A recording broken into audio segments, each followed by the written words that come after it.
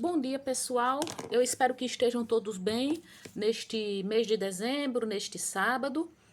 Eu gostaria de falar sobre uma coisa que que eu tenho observado e que há muito tempo eu tenho vontade de falar. Assim, pessoas não só sobre religião, mas também observando essas manifestações desses bolsonaristas extremistas radicais e ridículos. É que muitas pessoas parecem viver numa realidade paralela, uma realidade regida por leis diferentes. A gente vai ver assim, por exemplo, esses que muita gente assim tem chamado de patriotários, esses manifestantes que não aceitaram a derrota de Bolsonaro. Muita gente pedindo intervenção militar, muita gente insistindo muita gente não querendo aceitar, que afinal de contas foi a vontade da maioria que venceu e que a democracia funciona desse jeito. Mas esse povo está indo assim, né? Está passando dos limites. Chegando como aquele Sarnezinho do Maranhão, que falaram até na prisão dele, que ameaçou Alexandre de Moraes. É ridículo. A gente não pode querer que a realidade do mundo se molde aos nossos desejos, ou as coisas como a gente acha que deveria ser. Esses manifestantes, eles estão passando dos limites. Chegar, ficar ameaçando.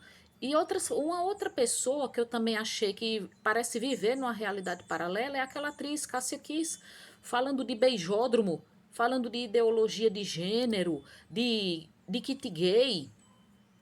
Como se você pudesse ensinar alguém a ser homossexual, falando de beijódromo nas escolas, né? Que ela levou um pito, até mesmo de Alexandre Frota, um ex-aliado de Bolsonaro, e que muitos profissionais, muita gente que trabalha em escolas, tanto públicas quanto privadas, diz: não existe isso de beijódromo, como essa senhora falou.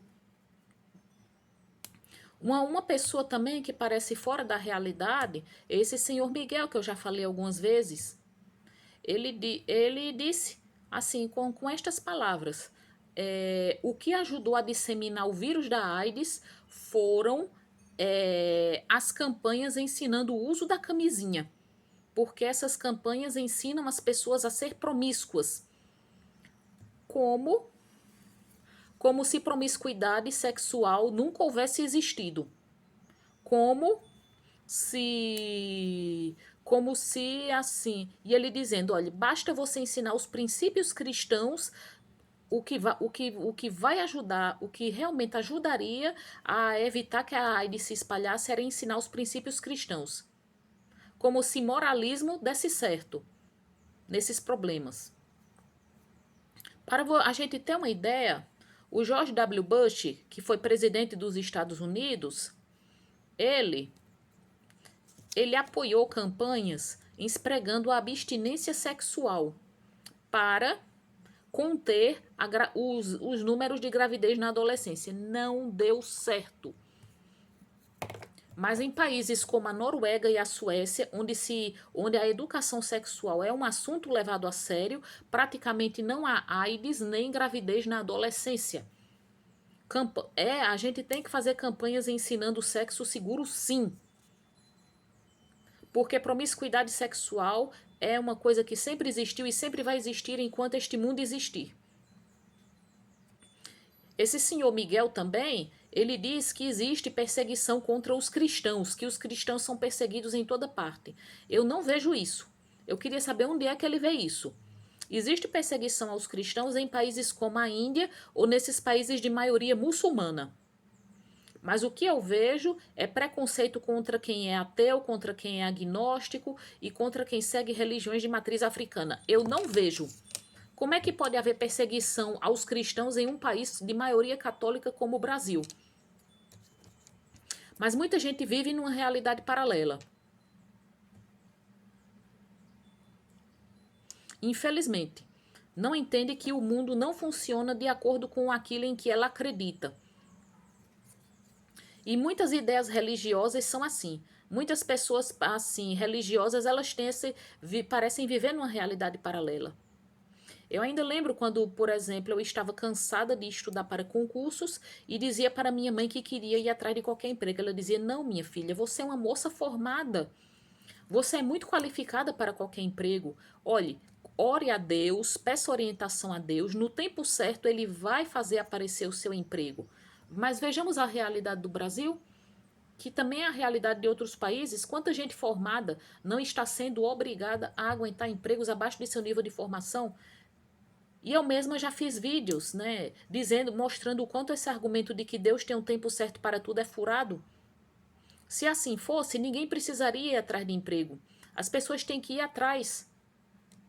Assim como quando eu queria namorar alguém, minha mãe não gostava e dizia: Olha, Atené, ore que Deus vai lhe mandar o homem certo no tempo certo. Ele vai lhe mandar um varão.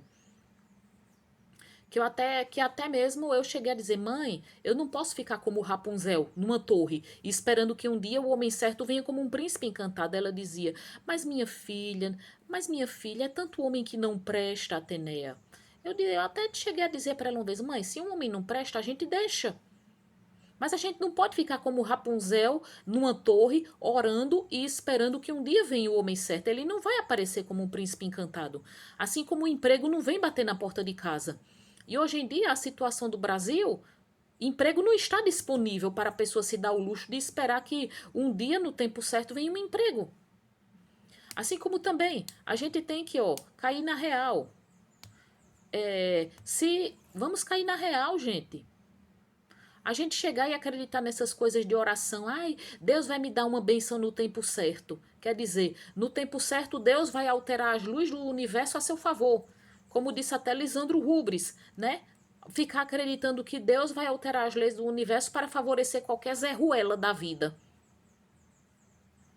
Uma pessoa dizer que campanhas ensinando o uso da camisinha ajudaram a disseminar o vírus da AIDS, porque ensinam as pessoas a ser promíscuas. Que eu até disse a esse senhor Miguel: olhe, muitas mulheres direitas pegaram AIDS de seus maridos porque não sabiam que eles tinham vida fora, vida sexual ativa fora do casamento. Ele disse: não tem por que um homem casado procurar aventura fora do casamento. O certo é você ensinar os valores morais cristãos. Eu até, assim, rebati esse senhor Miguel, né? Eu disse: senhor Miguel, se ensinar os princípios morais cristãos bastasse, a gente não veria tantos padres envolvidos em escândalos de pedofilia. A gente também não veria pastores tendo casos com fiéis ou abusando de fiéis. Ele disse: ai, isso de escândalos da pedofilia, isso é um complô contra a igreja. Na verdade, praticamente não há pedofilia na igreja católica. Os escândalos são muito mais nas igrejas protestantes. O pior cego é aquele que não quer ver, né? Boa tarde, bom dia a todos.